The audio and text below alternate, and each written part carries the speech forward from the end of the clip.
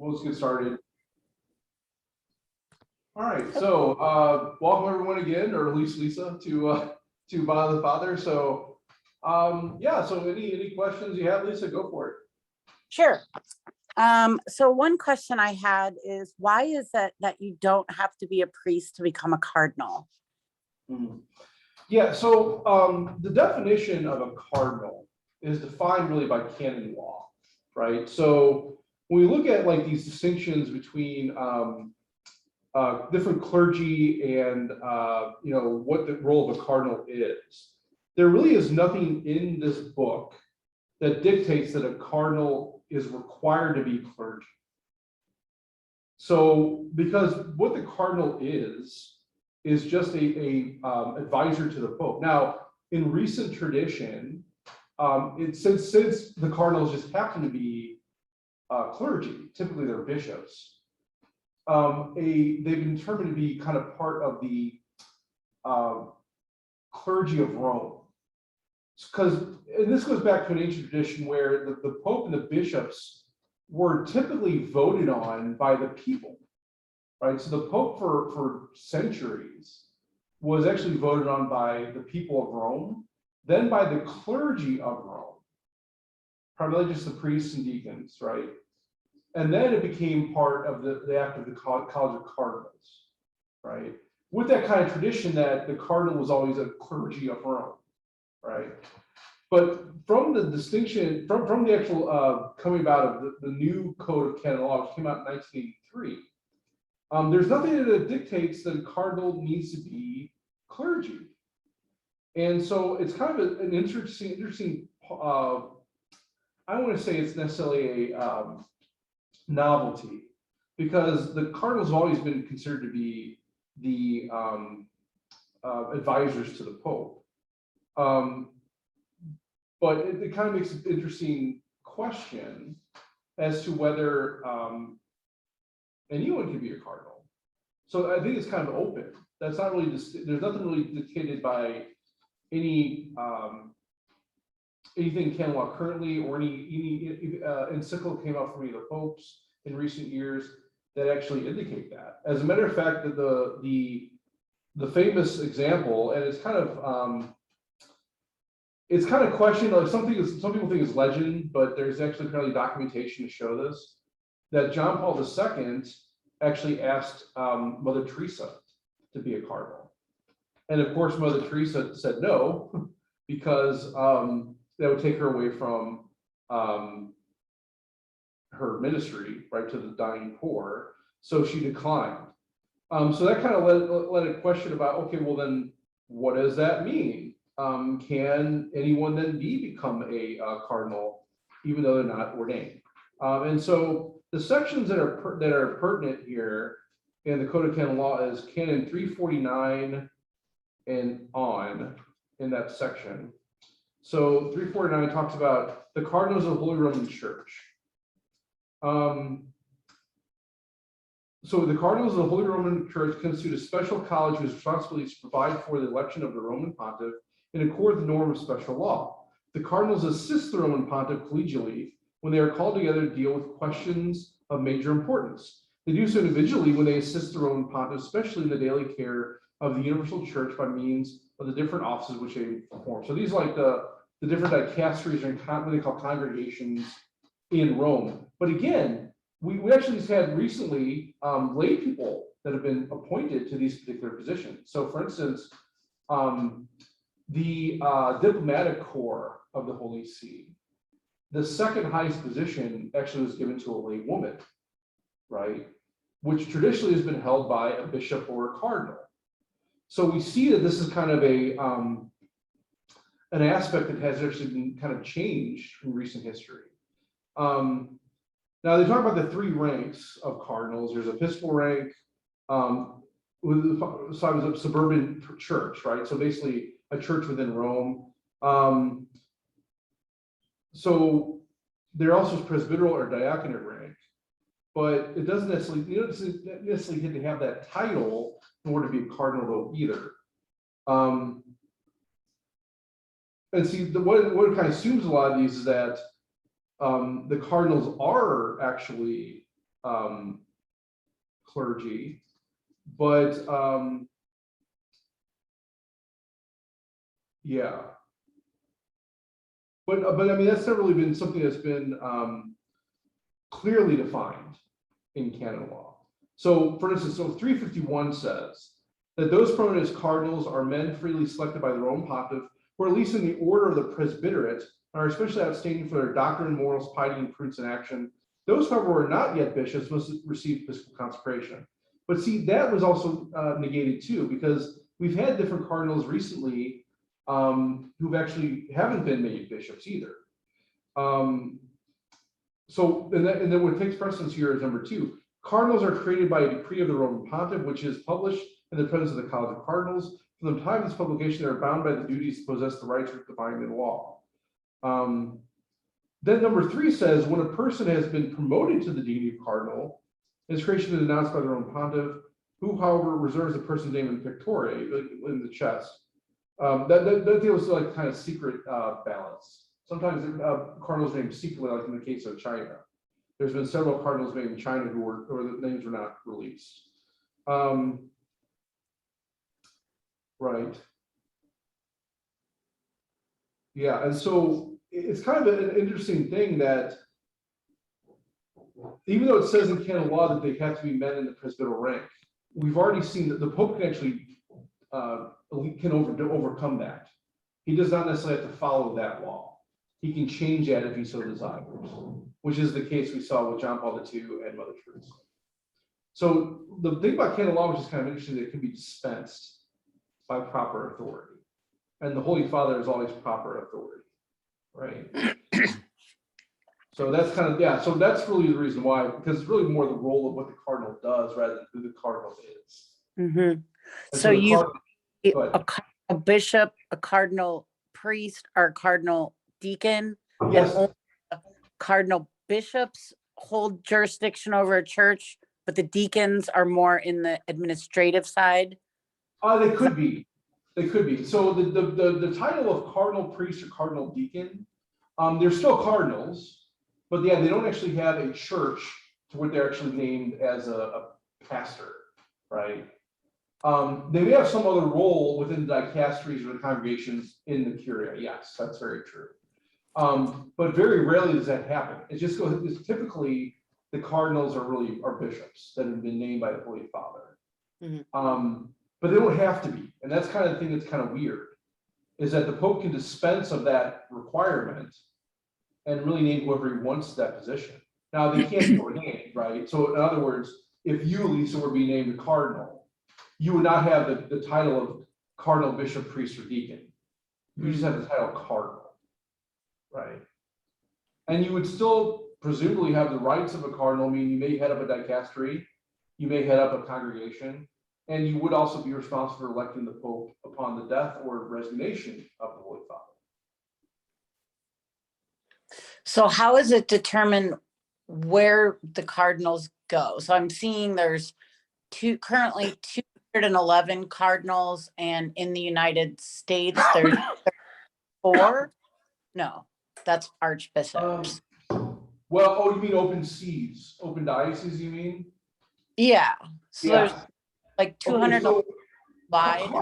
Cardinals typically the title of cardinal is typically given to someone who is the bishop of a particular see of some significant importance or size, right? So, like for instance, something that happened just recently was the Archbishop of Los Angeles has always been a cardinal, but currently the Archbishop of Los Angeles does not have the title of cardinal. And that's always at the discretion of the Holy Father. He's the one who kind of determines those things. He's the one that names them, right? So just so typically a cardinal is an archbishop or bishop. Then the Holy Father gives them that title of cardinal. But it doesn't have to be that way. So how come some cities have an archbishop but not a cardinal? Okay, so an archbishop is a different title altogether. An archbishop is typically the head of a historical see or a very important see. So for instance, like here in St. Louis, Archbishop Rosansky is an archbishop because our diocese is what they call a metropolitan, meaning it's kind of like a higher echelon that has some authority over these smaller dioceses.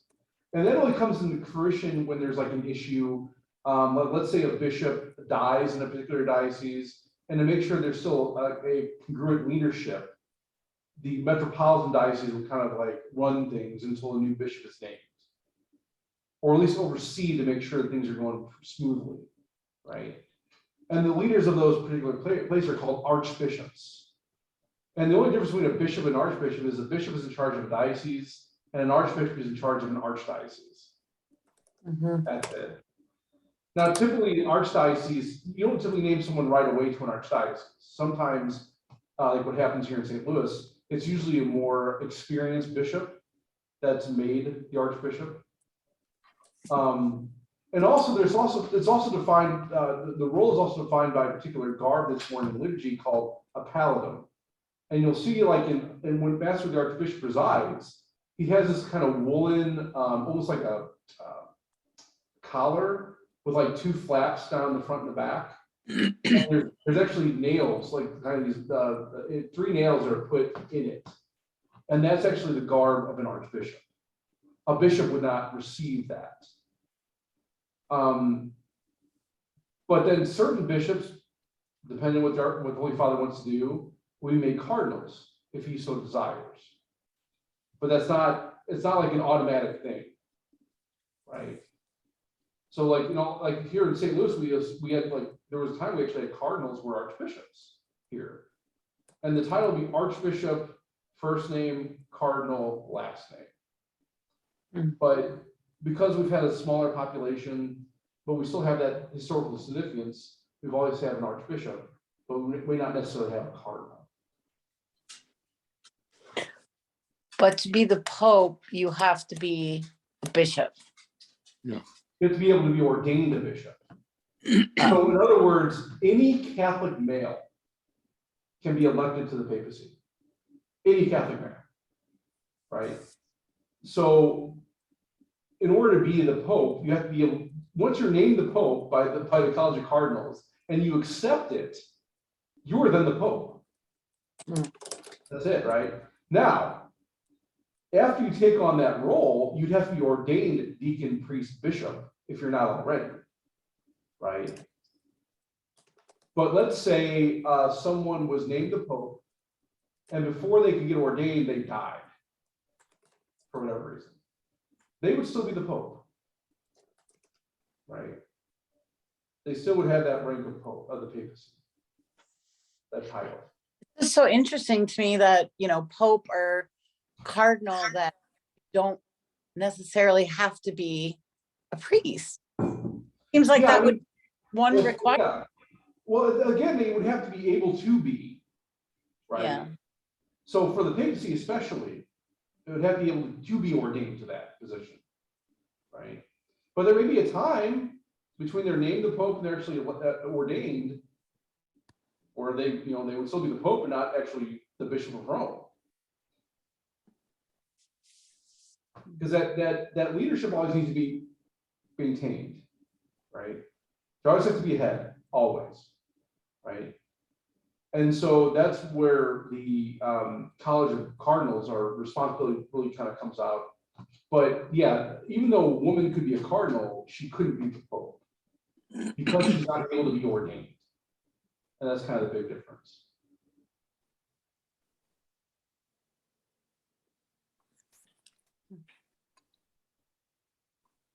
And that's always been the tradition of the church, that whenever someone's, the same thing kind of with bishops. There's been certain bishops, for instance, the famous Ambrose. So Ambrose was a contemporary of St. Augustine and St. Monica.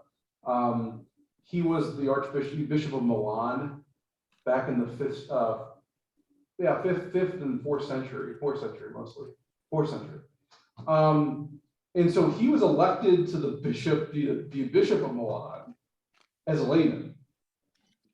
Then he had to be ordained deacon, priest, and bishop all at the same time in order to actually take over the seat.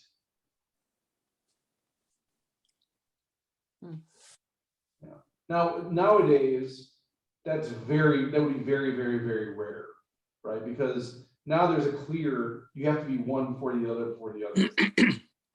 So, I mean, in the same way, though, the Holy Father could pick somebody to be the Archbishop of St. Louis, who's not ordained, but they would have to be able to be ordained. And that's kind of the idea.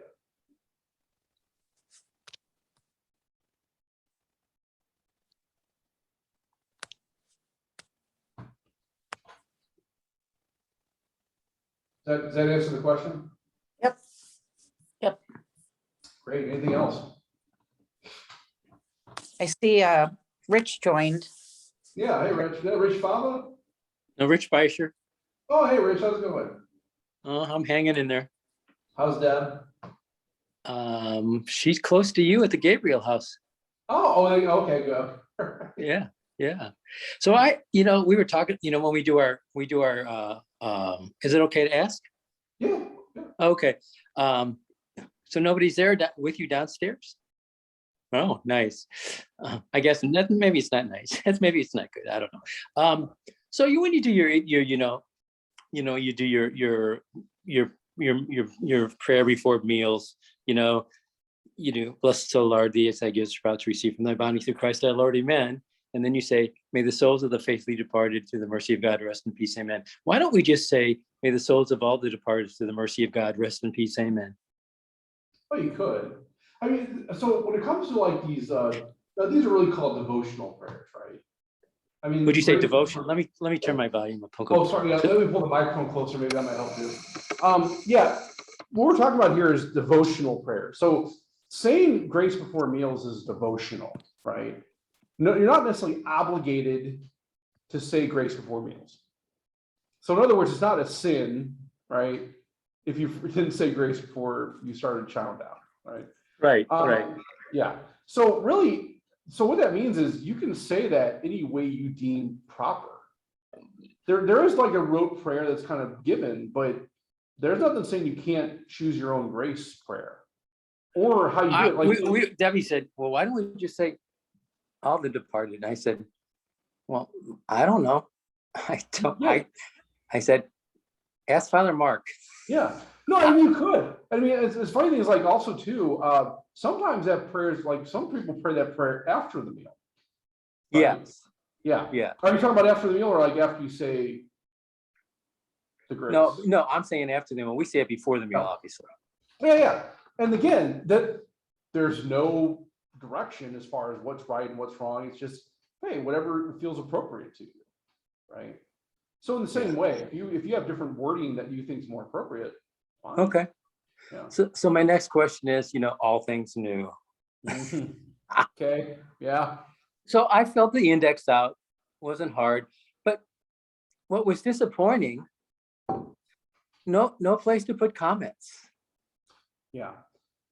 That's a big, I don't know what's the word. I think that's a big miss. Okay, so yeah, I think first off, it's important to recognize what is the purpose of this and I say first survey, because that's what it is, right? Right. We're going to be asked over the course of the next year and 2 months, right, to engage in different ways with this process. And this is really kind of just the first part. So okay. I say it to kind of say that, yeah, you're right. That's I think some people feel the same way. Like, why aren't there comments or maybe even more open questions, right? Oh, absolutely. Yeah, because sometimes we get these things like, strongly agree, whatever. Well, you're already kind of driving the conversation based on the question you're asking. Sure. Instead of like maybe a more open-ended question. But I think this is kind of a trying to get a baseline of where people are, and then expand upon that through the discussions they're planning to have, these listening sessions they're planning to have at every parish for twice throughout the year. The other surveys are going to be sending out. Like soon they're going to be having one for schools, and that's going to come out April 5th, right? And so in the same way, that's going to, I think, again, trying to get a baseline and further that understanding of what we've already done in the first one. And so I think the plan is these are going to build on each other to where is going to be opportunity to give comments and open questions and have those answered. We understand you certainly understand what I'm saying. Yeah, of course. I mean, yeah, you Okay. could say, well, why not just do that now? Well, Yeah. that was my thought. Yeah. But I think this is part of a greater plan they're trying to implement. And that's the reason they're doing it this way, rather than just starting with the open questions and moving, and kind of doing that. It's more like an issue of a process, really, right? So yeah, could you start with these open questions and try to filter it down, get more particular, maybe? Sure, I understand. Yeah, another way you do is go more particular and then kind of go more general. And I think that's kind of the way they're going. So is the plan to complete that this year, or is this more of a 3 to 5 year initiative? Well, okay, so we're in the first stage right now, and the first stage started on January 25th, and it's going to end on Pentecost of 2023. So the plan right now is really developing the criteria we're going to use to actually determine the direction, right? So it's almost like the plan before the plan. So that's where the stage we're in right now. We're trying to develop, okay, what do we want to look at as a parish, as an archdiocese, to make determination? So right now it's pretty evident that evangelization is kind of key. There's a lot of prayer once initiate first, right? Then we're probably looking at more, okay, well, what should be a key driver for the future of the archdiocese? Well, okay, how are we evangelizing? How are we bringing the message of Jesus Christ to others? How are we utilizing our goods for that mission? How are we using our buildings for that mission? How are we using our funds for that mission? How are we using our personnel for that mission, right? And so once those criteria are developed, then there's going to be a decision-making process. Okay, based on these criteria, where do we do well? Where are we doing poorly? Okay, and then based on that input, what do we need to do from a regional standpoint, a parish standpoint, regional standpoint, an archdiocesan standpoint, to become more of a better steward of these resources, to better further the mission of bringing the gospel to other people. So I think that's kind of the structure that we're looking at right now, and that's kind of where the goal will be. So for this first year and 2 months, all we're doing is developing those criteria, and that's why we're having these, surveys. That's why they're having these listening sessions. That's why they're kind of engaging in these ways to develop that. So what became of the survey a few weeks ago before The parish survey? Yes. Yeah. So yeah, that's the thing. We're kind of talking about two different surveys right now. You're right. And so I think the parish survey was really more directed towards, okay, well, what are we doing right now as a parish to really engage people, right? So, okay, for those who are coming to Mass, what's keeping you coming back? For those who are not coming to Mass, why aren't you? Right. So the purpose of that first survey was kind of determine that, right? What are we doing as a parish in our liturgy specifically, which is engaging in what's kind of turning people off? That was kind of the point of that. The All Things New survey is really kind of a separate animal. Sure. Right? And they're so separate that's entities for sure. Right. That's more just trying to determine, okay, hey, how are you personally living your faith? What does your parish do really well? What are some of the values of your parish? Right. And then how do we factor that in to make good criteria going forward? Who So collects they're not necessarily mutually exclusive. No, right. They Right, can be cousins or kissing cousins for sure. Sure. Yeah.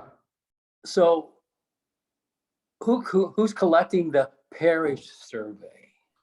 So the parish survey is being collected here in house by Okay. our section. Yeah.